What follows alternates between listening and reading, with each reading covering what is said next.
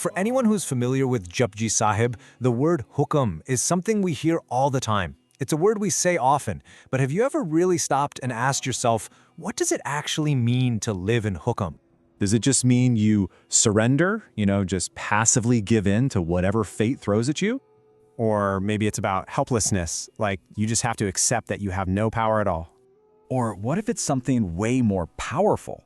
Something that actually empowers us instead of taking our power away. Let's really dive into this. Okay, so living in Hukam, it all starts with this one big realization, that everything, and I mean everything, operates under a divine command. Just think about the world around us for a second. The rivers, they don't sit there and question their path, right? They just flow. They're flowing in Hukam, following that divine order. And then, look up at the cosmos. The planets are all moving in their orbits. It's like this incredible celestial dance, and it's all happening in Hukam. This divine rhythm, it governs our own lives too. The miracle of birth, that happens in Hukam. And of course, so does death. It all happens in Hukam. There's nothing and no one that exists outside of this divine order. And when you really start to get this, something amazing happens. Your own need for control, it starts to get smaller. And at the same time, your ability to trust just gets bigger and bigger. So what does this look like in practice? Well, living in Hukam means you start to accept the dualities of life. The highs and the lows, success and failure, pain, pleasure, praise, and even insults. And it's not because you're weak, it's because you understand that all of it's all unfolding under a kind of divine wisdom. So instead of asking that classic question, why is this happening to me? You start to ask something different. You start asking, what is this trying to teach me? And believe me, that one little shift, it changes everything. Now this might be the biggest transformation of all when you start living in a Hukam.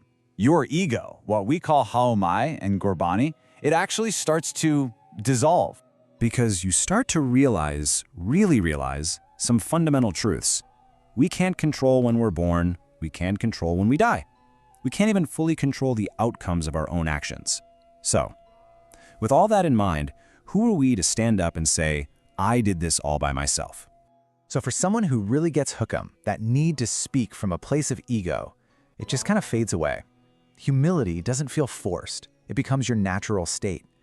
And that feeling of peace, it's not fleeting anymore. It becomes way more stable, way more constant. Okay, now this is super important, so listen up. Living in Hukam is not laziness. It's not an excuse to just sit back and do absolutely nothing. No, you still act. You absolutely still work hard. You still put in the effort.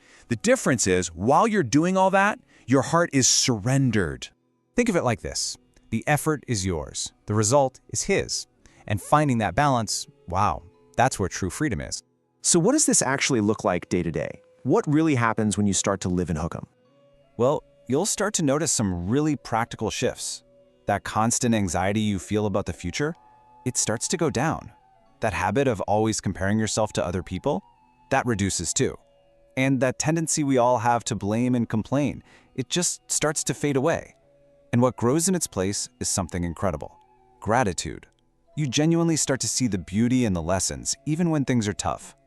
So let's be clear. Living in Hukam isn't about giving up, not at all. It's about surrendering your ego. It's about accepting that divine order. It's about aligning your actions with what is pleasing to the Creator.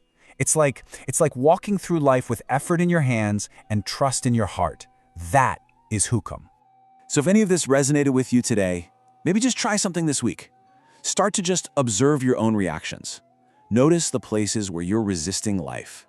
And then ask yourself, where in my life can I surrender peacefully? Waheguru Ji Ka Khalsa, Waheguru Ji Ki Fateh.